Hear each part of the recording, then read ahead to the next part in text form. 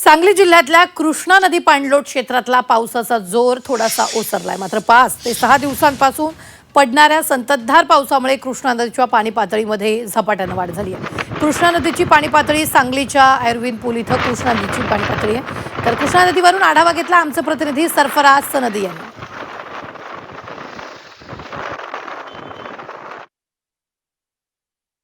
कृष्णा नदी पाणलोट क्षेत्रात संततधार पाऊस जो आहे पडत आहे, त्यामुळे कृष्णा नदीच्या पाणी पातळीमध्ये झपाट्याने वाढ झालेली आहे।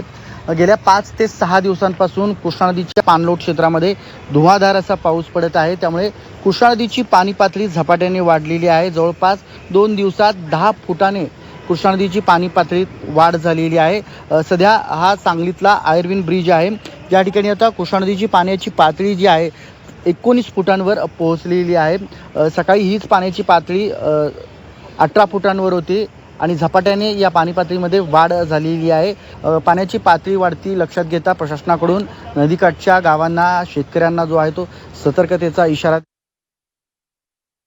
जोर ओसरला असला तरी पुढील पावसाचा अंदाज आणि कोयना धरण पाणलोट क्षेत्र असेल किंवा कृष्णा नदी पाणलोट क्षेत्र असेल, या ठिकाणी पडणारा पाऊस पाहता कृष्णा नदीच्या पाणी पातळीमध्ये आणखी वाढ होण्याची शक्यता व्यक्त केली जात आहे। कॅमेरा पर्सन सुजितसह सरफराज सनदी, झी 24 तास, सांगली।